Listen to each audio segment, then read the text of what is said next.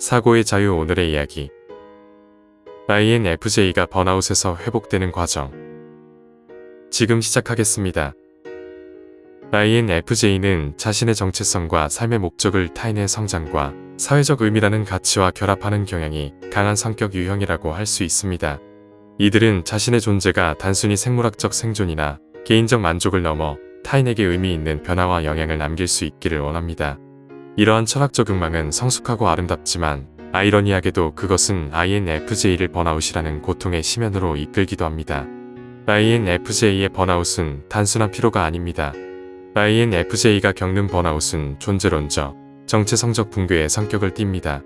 INFJ는 자신의 시간, 에너지, 감정적 자원을 타인의 변화와 의미 있는 관계에 투자하기 때문에 그 자원이 고갈될 때 내가 누구인지, 왜 살아야 하는지와 같은 근본적 질문에 부딪힙니다.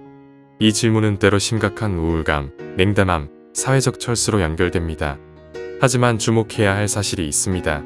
INFJ의 번아웃은 단순한 소진의 끝이 아니라 또 다른 깊은 변형과 성장의 시작점이라는 것입니다. INFJ는 무너질 때마다 새로운 철학, 새로운 가치, 새로운 자아 정의를 만들어내며 더 단단하고 섬세한 정신적 구조를 완성합니다.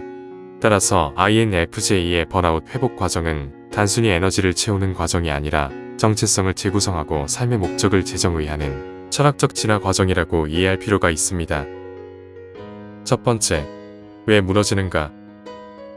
INFJ의 번아웃은 외부 압력보다 내부 압력에서 비롯되는 경우가 많습니다.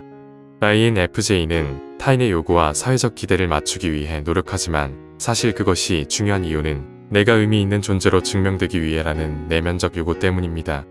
INFJ는 자신을 타인의 성장에 통해 정의합니다.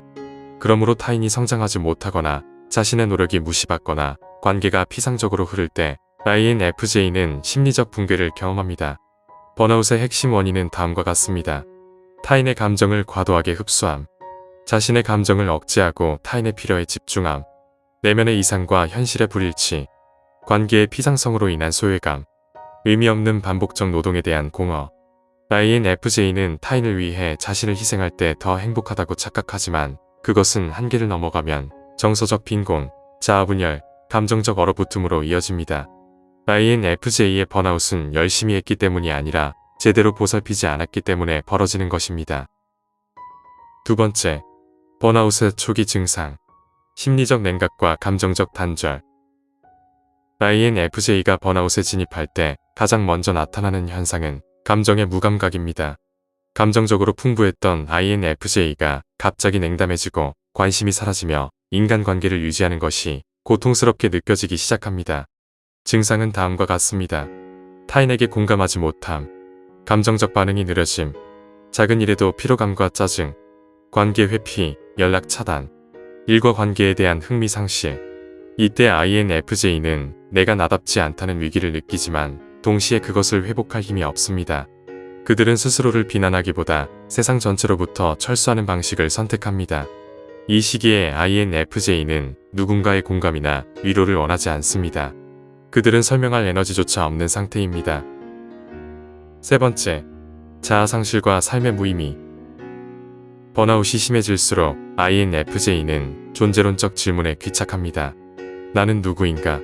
왜 나는 계속 살아야 하는가? 내가 하고 있는 일이 무슨 의미가 있는가?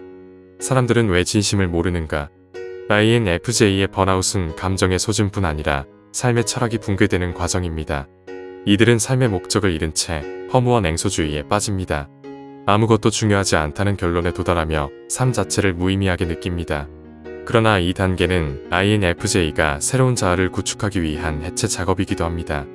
INFJ의 내면은 무너지면서 기존의 신념을 평가합니다. 내가 추구했던 이상은 현실적이었는가? 나는 왜 인정받고 싶었는가? 나는 사랑을 주면서 왜 나에게는 사랑을 주지 않았는가? 이 질문은 고통스럽지만 필수적입니다. INFJ는 붕괴의 과정에서 자기 기만을 직면합니다. 네 번째, 혼자 있는 시간을 통한 자아 회복. INFJ가 회복되기 시작하는 첫 단계는 혼자 있는 시간의 확보입니다. 이들은 사람을 완전히 멀리하고 조용한 공간 속에서 자신을 비로소 들여다봅니다. INFJ는 외로움을 두려워하지 않습니다. 오히려 관계 속의 억압과 소진을 더 두려워합니다. 따라서 회복 초기에 나타나는 행동은 다음과 같습니다. 폭넓은 인간관계를 정리, 감정적 의무에서 철수, 일상적 소음에서 도피, 혼자 있는 시간 확보, 자연, 예술, 철학의 몰입. INFJ는 이 시기에 자신을 다시 구성하기 위한 에너지를 모읍니다. 그 과정은 조용하고 길며 외부에서 보기에 아무것도 안 하는 것처럼 보일 수 있습니다. 하지만 실제로는 내면에서 치유가 일어나고 있습니다. 5번째, 정체성, 가치, 관계의 재설계. INFJ의 회복은 돌아가는 것이 아니라 다시 태어나는 과정입니다. 이들은 이전에 자신을 복원하려 하지 않습니다. 그들은 새롭게 묻습니다. 나는 어떤 관계를 원하는가? 나는 누구에게 에너지를 쓸 가치가 있는가? 나는 어떤 일을 해야 의미를 느끼는가? 나는 어떤 삶을 살아야 나 자신에게 정직한가?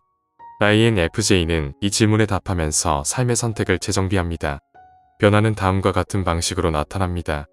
불필요한 인간관계 정리, 감정적 착취로부터 거리두기, 일의 목적을 다시 설정, 작은 행복과 일상적 만족 인정, 자기 돌봄의 우선순위화. 중요한 점은 INFJ는 이 과정에서 자신을 타인을 위한 도구가 아니라 독립된 존재로 존중하기 시작한다는 것입니다.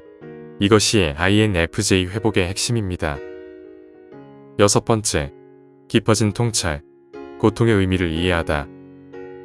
INFJ는 회복 과정에서 고통을 무의미한 실패로 보지 않습니다.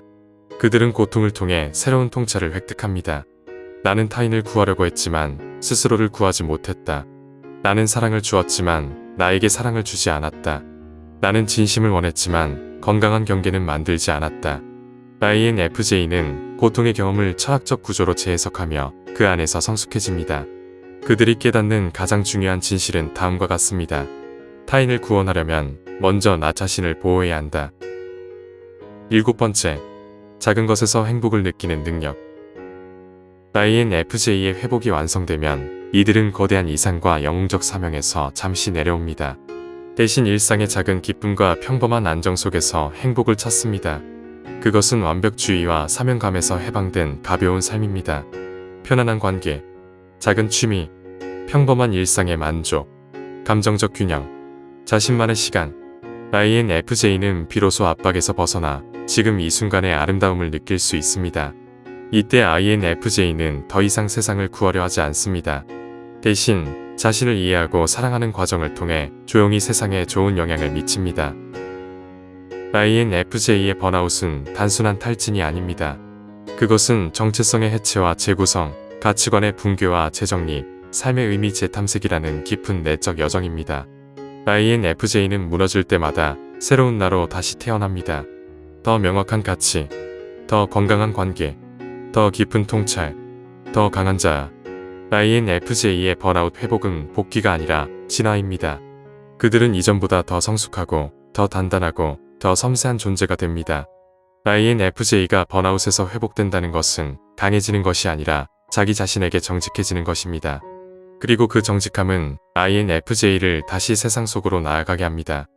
이번에는 타인을 위한 희생이 아니라 자기 자신과 타인이 함께 성장하는 방식으로. INFJ의 번아웃은 고통스럽지만 그 고통 속에서 꽃피는 통찰과 성숙은 어떤 인생에게도 드문 깊이를 선사합니다. INFJ는 물러나지만 도망치지 않습니다. 그들은 침묵 속에서 회복되고 다시 세상 속의 빛으로 돌아옵니다. 오늘 이야기는 여기까지입니다. 영상이 마음에 드셨다면 좋아요와 구독 부탁드립니다.